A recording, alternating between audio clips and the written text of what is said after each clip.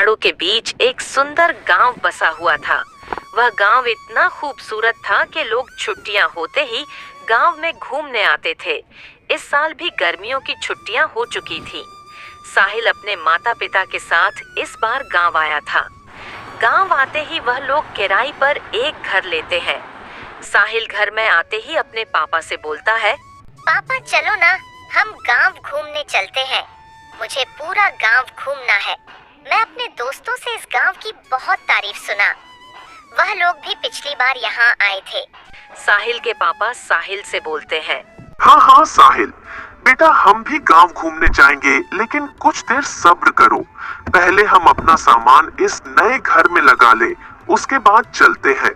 इसके बाद साहिल अपने माता पिता को अपने नए घर में सामानों को लगाने में उनकी मदद कर देता है। कुछ समय ऐसा ही बीतता है।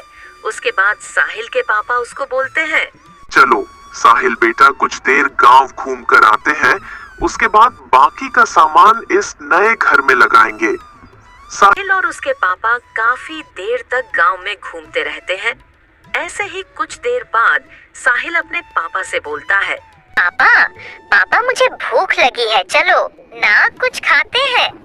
हाँ साहिल बेटा, चलो कुछ खाते हैं, लेकिन उससे पहले यहाँ पर हमें गांव में पूछना पड़ेगा कि यहाँ पर क्या सबसे ज्यादा अच्छा मिलता है।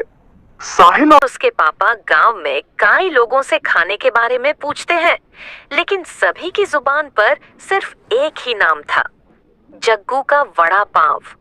गांव के लोगों से जागू का वड़ा पाव के इतने तारीफ सुनकर साहिल और उसके पापा वड़ा पाव खाने चले जाते हैं। साहिल और उसके पापा जग्गू के दुकान से 2 वड़ा पाव खाते हैं। वड़ा पाव खाने के बाद साहिल के पापा जग्गू से पूछते हैं, कितना हुआ 2 वड़ा पाव का भैया? ज्यादा नहीं, बस रुपए 100 हुए साहब जी। साहिल के पापा जग्गू के मुंह से रुपए 100 सुनकर बोलते हैं, क्या लूट मचाई है जग्गू? भैया हम लोग शहर से हैं, तो क्या आप हमें लूट लेंगे? इतना महंगा वड़ा पाव तो शहर में भी नहीं मिलता। शहर में भी तो कम से कम 15 रुपए में एक वड़ा पाव आता है, और आप एक वड़ा पाव के 50 रुपए मांग रहे हैं। ये सब सुनकर जग्गू साहिल के पापा से गुस्से में बात करता है। हाँ तो क्या हुआ, मेरी दुकान पर एक वड़ा पाव 50 रुपए प्रति ही मिलेगा। अगर लेना नहीं था तो पहले पूछ लेते खाया। क्यों, पता नहीं कहां कहां से उठकर चले आते हैं और बहस करने लगते हैं। जग्गू के मुंह से साहिल के पापा इतने सारे कड़वे शब्द सुनकर उनको 100 रुपये दे देते हैं और वहां से चलते हैं। साहिल और उसके पापा घर आ जाते हैं।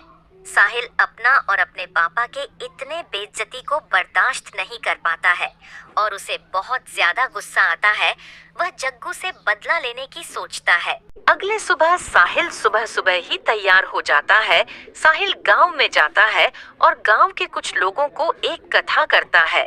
साहिल गांव वालों को बताता है कि आपके गांव में जग्गू जो वड़ा पाव RS50 में भेजता है, वह तो शहर में RS15 प्रति ही मिल जाता है।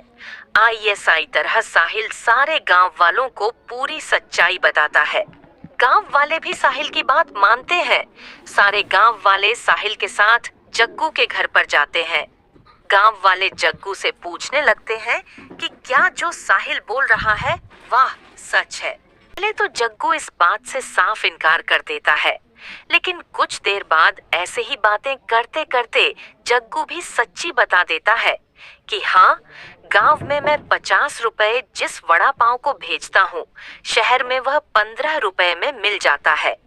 जग्गू गांव वालों को धमकी देकर बोलता है, क्या हुआ, अगर मैं एक वड़ा पाव 50 रुपए में भेजता हूँ, मैं आगे भी ऐसे ही 50 रुपए का एक वड़ा पाव बेचूंगा। अगर किसी को लेना है तो लो, वरना यहाँ से चलो। वैसे भी तुम लोग कुछ नहीं कर सकते। पूरे गांव में सिर्फ मैं ही एक ऐसा हूँ जिसको वड़ा पाव बनाना आता है, बाकी किसी को भी नहीं, क्योंकि तुम लोग तो कभी भी गांव से बाहर गए नहीं हो। सारे लोग जग्गू के घर से निराश होकर वापस आ जाते हैं। गांव के लोग साहिल से पूछने लगते हैं, अब हम लोग क्या कर सकते हैं? हमें तो वड़ा पाव बनाना नहीं आता है और जग्गू 50 रुपए में ही वड़ा पाव बेचेगा। लोगों में से ही एक बॉल पड़ता है। मैं तो ऐसे गांव में रहता हूँ और मैं एक छोटी सी दुकान भी चलाता हूँ, लेकिन मुझे भी वड़ा पाव बनाना बिल्कुल नहीं। साहिल उसे व्यक्ति को बोलता है, फिर तो आप लोगों को कोई चिंता ही नहीं है। आप हाय वड़ा पाव बनाकर इस गांव में भेज सकते हैं। वक्त इंटरनेट का जमाना चल रहा है।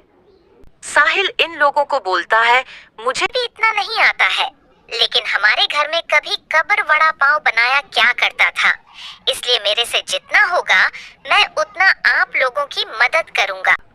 वड़ा पाव बनाने में इस दिन के बाद से साहिल जब तक इस गांव में रुका था, वह हर दिन गांव के लोगों की मदद करता था और उन्हें वड़ा पाव बनाना सिखाता है। कई दिन ऐसे ही भेज जाते हैं। साहिल गांव वालों को अच्छे से वड़ा पाव बनाना सिखा देता है। अब साहिल अपने माता पिता के साथ अपने घर वापस जाने लगता है। सभी गांव वाले इन्हें हंसी खुशी विदा करते हैं।